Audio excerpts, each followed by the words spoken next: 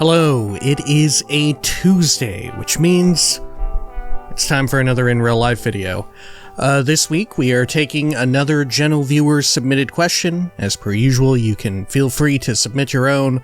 Obviously, if it's a little too personal or breaks terms of service on YouTube or whatever, if you're asking for information that if I have to disclose it, like I said, it would break terms of service or the end user license agreement if such a thing exists on YouTube, which I don't know if it does. I think terms of service does, but otherwise not really. But that and too personal has to be avoided. But regardless, feel free to submit them and all that. Feel free to send in questions. Helps a ton if you include a question mark as well. That way I can sort through it. YouTube actually these days has a comment filter to where you can filter if something contains a question, which I assume includes a question mark. But I don't know, you kind of already could do that with the old Control F. Nonetheless, if you've got something like that, feel free to send it in. This week comes from a General Viewer whose username should be somewhere in the bottom third of the screen right about now. And they ask, let me see here. Let's see. Alright, they ask a few questions, but this is like the first part. We can attend to the other part of it in a later video, I think. Someone had also written in with another one that's not unlike what they ask in the second half of this. Anyway, first and foremost, what is your opinion of what happened to the Dunmer after Morrowind and the eruption of Red Mountain? And what do you think will happen to the Dunmer in between Skyrim and the Elder Scrolls 6? An understandable question, right? Right? Especially given the fact that I'm very much on the record saying that within Elder Scrolls lore, the Dunmer Dark Elves tend to be my absolute favorite. Large part of that due to the fact that, I sort of got onboarded into the franchise with Morrowind. And Morrowind and Dark Elves, as in totality, just tend to have like a lot of writing to them, right? There's just a lot of lore that already exists there. Thus, there's a lot to play off of. There's a lot of interesting stuff. There's so many like sub-factions. There's a lot of history. There's a lot of potential ways for things to go. There's a lot of, interactions between other groups, be they factions or like races or cultures or whatever, right? That lends itself to being interesting. But as for what happened regarding like the eruption of Red Mountain, I think I'm on the record, I believe, saying that I really liked it. I really liked sort of the destruction and devastation of the Morrowind, the version of Morrowind that we knew, right? That existed in the Elder Scrolls 3. I loved it a lot. I thought it was really cool. I thought it was kind of daring to just blow up the whole dang place, for the most part, right? Not entirely, but completely changed, even more inhospitable than it used to be, at least as far as Vvardenfell is concerned, in like surrounding areas in like mainland Morrowind, right? Which, hey, we're exploring in Tamriel Rebuilt in that playthrough, unofficially, but we're exploring it nonetheless. A lot of that, I'm not sure how far the blast went on mainland Morrowind. I'm not sure about that, right? But certainly it affords an opportunity to go back and revisit it at some point, right? I've always thought of like, it would be cool to go back to Morrowind and explore the mainland and then sort of have Vvardenfell from the Elder Scrolls 3, right? The Morrowind of that game, for the most part, be sort of like an endgame area that you eventually reach, right? You're somehow able to traverse the Sea of Ghosts or whatever, which now, I don't know for how long it will be boiling, the sea there, right? Following the eruption. I would assume it's chilled out by now, but I don't know. There's magic involved, right? Unmistakably, as we see in the Dragonborn DLC, there's a lot of magic involved. So, I don't know. I would totally understand if it's if like the conditions there don't really improve at a rapid pace, right? Given the really wild magic that is afoot, especially involving the heart of Lorkhan, right? Or at least like the remnants of it, you know, like the little heart shards and stuff that have like inexplicably started appearing in the Dragonborn DLC, right? Yeah, just in general, really, really love the Dragonborn DLC. Might be my favorite DLC of all time, right? Owing to the fact that it pays so much reverence to Morrowind and sort of isn't afraid to take it in, like I said, kind of a daring new direction. I really, really like that. Yeah, so overall, super down with it. I think it's a fun way to sort of, I don't know, lock in everything that happened there without ever having a reason to be like, oh yeah, let's go back and explore it again, right? If we ever did go back to that area, to Vardenfell, it'd be completely different, right? A lot of that is completely like changed. I guess I could see a world in which, and I don't know how many people even share this sentiment, right? But I could see a world in which someone is like, oh, this is a huge slap to the face. Everything that I liked about Morrowind, they destroyed it. They ruined it. I disagree. Like I said, this feels like a complete straw man. Like, I don't know if I've ever seen anyone actually express this opinion. But I think it's cool. It's incredibly cool what they did, right? I think it's fantastic that they decided to blow it up. You know, the various cultures and stuff still exist, just in a completely different way, right? And if you still like everything that was there in Morrowind itself, the Elder Scrolls 3 Morrowind still exists, right? Lord knows we play it every Monday without fail. There's still a very vibrant, very verdant modding community that keeps adding on more and more stuff. But yeah, just in general, just to reiterate, very much a fan of the destruction of Vardenfell, right? Very, very much a fan of it. Very cool the way in which it played out, involving stuff like House Hlalu's pretty much complete dissolution.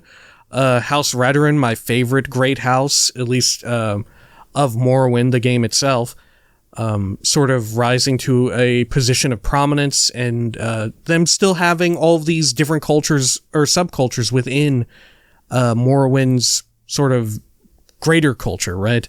You still have the Telvanni wizard towers and all of that. You still have House Telvanni archmages being like, or wizards being absolute weirdos. House Redoran still being stoic. If anything, I would say I will kind of miss a House Hlalu being so horrible and being so conniving, right? But I suppose you can just as well get into that with regards to something like House Drace, right? Doesn't House Drace still exist? I'm not sure. They're not really explored. They're heard about, and certainly you see their effects in Morrowind, the core game, being as they're like by far the biggest slaver group of the great houses of Morrowind, right? The 5 or 6, if you prefer, great houses of Morrowind. They're probably the most just outwardly, openly, just awful folks, right? Given the propensity for encouraging slavery and all of that to such a high degree, and just doing constant slaver runs on Black Marsh nearby. Also, I would, like I said, you could totally put some interesting storytelling there. And you could have a lot of cool stuff with people suffering like a crisis of faith within House Indoril. I'm not really sure about the fate of them either. There's very little, as far as I remember, talked about them in the Dragonborn DLC. I would have to refer to it again to find out all the fates of them, right? But I do feel like you miss kind of out on not having House Hlalu, right? Truly, the most recent playthrough I had of Morrowind that we're still sort of doing, when we did the core game initially, I really developed like a major appreciation for a lot of the writing and storytelling around Great House Hlalu as sort of this interior faction, interior to Morrowind, but ultimately, like, you know, they're very two-faced, right? They're on the surface, they're very much accepting of ideas of the Tamrielic Empire, but insofar as only, like, generating a profit, right? They'll say that, like, they appreciate the sort of more anti-slavery, abolitionist sort of views of the Tamrielic Empire, which has, of course, outlawed slavery relative to Morrowind, which still has it active. And through their armistice, through their treaty or whatever, they're still permitted to do slave trading and just have people own slaves around the time of Morrowind. Not the case around Skyrim, but around the time of the game Morrowind, you get sort of like this incredible, I don't know, analysis of the politicking there, right, with Great House Slalu. And as far as writing is concerned, I don't know, they might end up being my favorite Great House, right? They're horrible, right? Make no mistake, they're horrible. But sort of the amount of subterfuge, the amount of, like, two-facedness afoot, where on one hand they try to seem like they have everyone's best interest in mind. They're trying to, like, really toe the line here between the Empire and between Morrowind, trying to be, like, arbiters between these two cultures, mediators, if you will. And just really being, like, when you really, like, take a magnifying glass to it, they're really, like, god-awful, right? But also similarly, because of that unique position, they're kind of weirdly a source of good in the world, right? Insofar as, I believe the leader of the Twin Lamps being a direct relative of, right, Duke Vadam Dren, right? The Twin Lamps being the abolitionist group in Morrowind itself, right? Which I have no idea if they even still exist, right? I would assume not. I don't think, like I said, I'm pretty sure slavery is now fully outlawed in Morrowind, right? By the time Skyrim rolls around. But yeah, in general, super duper love the way in which the Dragonborn DLC handles it, the way in which it sort of brings back their worship of the anticipations, right? The 3 good Daedra, you know? I very much like that. I thought that was very fun and very clever. Yeah, in general, super duper into it. To reiterate it again. So, to sort of look to the future, where they may be by the time Elder Scrolls 6 rolls around, gosh, I don't know. I guess it really depends on where it's set, right? Where the setting is, just how much, I don't know, information on Morrowind, on Dunmer in general we get.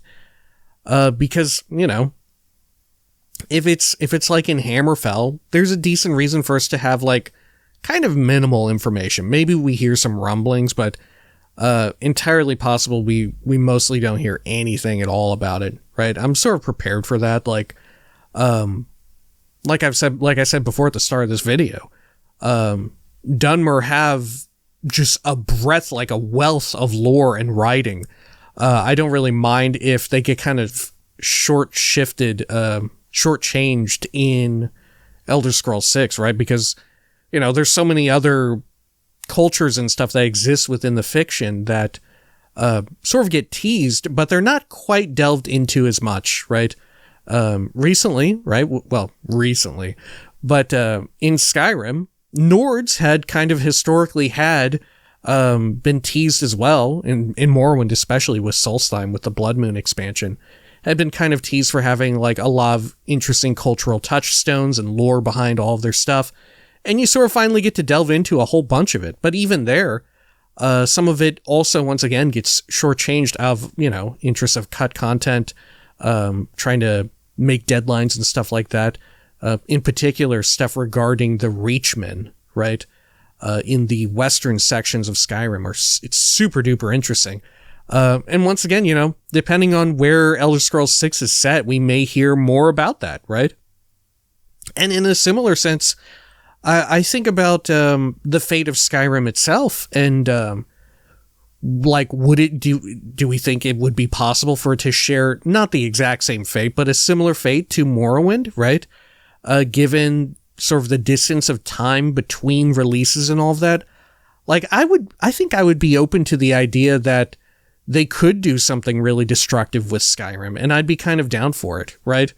Like, I would be down for, like, at following the events of Skyrim, the entire region, the game Skyrim, the entire region of Skyrim, got thrown into disarray, and the Aldmeri Dominion just jumped on it, right? Kind of a fun way to sort of push under the rug a lot of player decisions, be like, oh yeah, of course all this stuff with the dragons and all that, the Dragonborn, the main story quests, Alduin, whichever you prefer, all of that went down, all that happened. But sort of the minutia, it got kind of lost in the war, right? They're now fully occupied by the Aldmeri Dominion. Talos worship is like completely out of there. They're just a completely occupied state. I'd be down for that. I think that would be interesting in and of itself. I don't know. I'm kind of into the idea of like not holding anything too super precious, especially when, I think within the setting of Elder Scrolls itself, like so many, like the games for me at least, from Morrowind forward, and we'll see about Daggerfall, but they're evergreen. They feel very evergreen. Like, if they kind of wipe off, politically at least, if they wipe Skyrim off the map with Elder Scrolls 6, I ain't really gonna mind, especially if Elder Scrolls 6 is like really fun as well, if I really very much enjoy it. Because if I want Skyrim during the time of Skyrim, I can just go back and play Skyrim, right? Same case as with Morrowind. I don't mind that they kind of blew up all of Vardenfell and a good chunk of mainland Morrowind too, because of the blast of Red Mountain erupting. I don't really mind it because, I can go back and sort of experience that in perpetuity by just playing the game.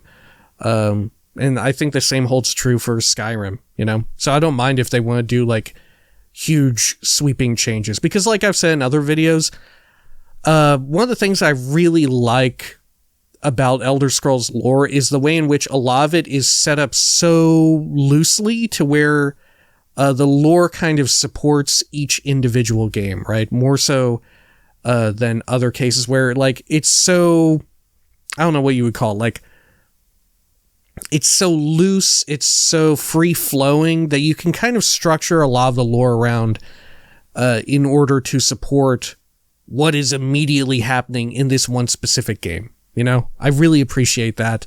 And I don't know, I'm down for them to continue doing it, right? I don't mind so much. I'm not so precious of the fictional location, right? I don't think it is owed really any respect beyond the game in which it existed, right? That is the act of respect of like showing love to it in and of itself, is the fact that there was a really cool game set there, right?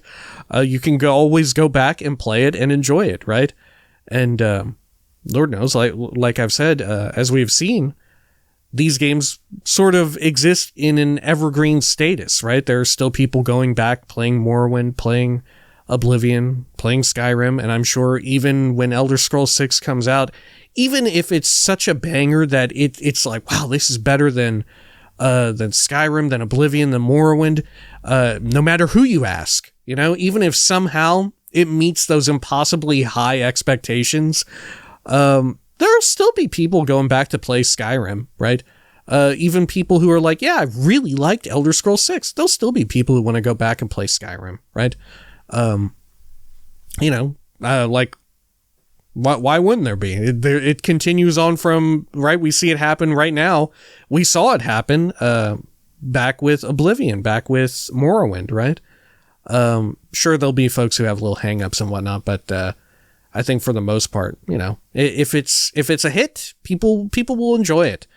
As for the fate of the Dunmer themselves, oh gosh, I could see them put into an uneasy situation, right? I would love to see them have to make friends with some otherwise enemy factions and groups, Like, I would love to see them have to finally squash beef and have, like, an uneasy alliance with Blackmarsh, with, sort of like renewing the Ebonheart Pact, as it were, from ESO with the Nords, right? All of them just sort of getting their shit shoved in so badly from the Aldmeri Dominion, from the natural disaster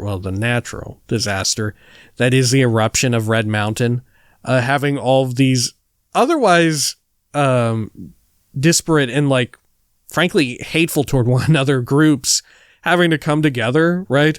I don't know, I'm kind of down for it. I'm kind of into it. But either way, aside from, like, uneasy alliances and stuff like that, where you're kind of forced into a position, I don't know. Definitely there's, even if they're put into an alliance like that, I still do want there to be sort of the animosity, right? Like I said, sort of an uneasy alliance. Have it be to where it's like, yeah, we have to team up with each other out of necessity, but we don't like it. But there are some people who do kind of like it, right? I always love the trope of that in Elder Scrolls, right? Or I guess across a lot of fiction, I tend to like that trope. But otherwise, yeah, I don't know what it could be. They definitely won't be signing on with the Aldmeri Dominion because they're far too at odds with them, right? They're far too antagonistic. What I would be curious about is how much division is exactly sowed between the various elf groups, right? Like, it would be very wild to see a situation in which, like, Dunmer are, like I said, sort of out of necessity, more closely aligned with the races of man than they are with Myr, because as far as I know, Valenwood, and the Wood Elves have become mostly subsumed and taken over and occupied by the Aldmeri Dominion, right? They have, by and large, although I'm sure there is no shortage of, like, pockets of resistance or whatever, right? They have, at a grand scale, been completely taken over, right? You know, the vast majority of their resources, of their people, are contributed to and in favor of the Aldmeri Dominion and their sort of, like, war effort, right? So I don't know. What else would you do? You could have some stuff going on with orcs, I suppose. Orcs who were recently, right, in Skyrim, sort of acknowledged to be like, yeah, these are elves. It's a little weird how we arrived at this, but yeah, they are elves. They're Myr, technically. I would love to see something going on there. I'm very curious how that would go down. I would assume orcs wouldn't have any interest in the Aldmeri Dominion, you know? And having said that, it's difficult to say, will the Aldmeri Dominion even be a factor in the Elder Scrolls 6? Like, we're positing a lot of questions around the expectation that narrative thread will persist and will be a factor in the Elder Scrolls 6, but we simply do not know. We don't know. They could do another time jump, right? They could do a weird situation where, yeah, they got wiped out. Problem solved. It's a different problem now. As much as I enjoy them and as topical as I think the third Aldmeri Dominion would be these days, they simply may not be a factor. It remains to be seen. It's difficult to say one way or the other because we just know so very little. I mean, you know, rest assured, when they come out years from now with the first sort of gameplay tease or whatever, or maybe even stuff starts to leak out and people are like, oh, this faction is involved here or whatever, right? It would be a land rife for, or ripe for, sort of making assertions and conclusions then. But, you know, as it stands currently, we really don't have much to go off of, because even things that we do have to go off of, it's been such a long amount of time in real life that we don't, there's a decent reason to believe that they could just shirk all of that, right? Like, all of that previous storytelling, all those other threads, they could just be put to the wayside, understandably, because, you know, it's been like 15 plus years by the time Elder Scrolls 6 comes out in real life. So it's hard to say one way or the other. All right. I think that ought to do it for now, right? As I had mentioned at the start, feel free to submit your own question. And there was another part to that question, but we may answer it in another one. Someone sent in, before this general viewer, a very similar question, right? Someone sent in something that was super duper similar, and there was a whole lot of overlap. I just haven't gotten around to that question just yet. This one just struck my fancy for today. Anyway, like I said, that ought to do it. Until next time, please take care of each other.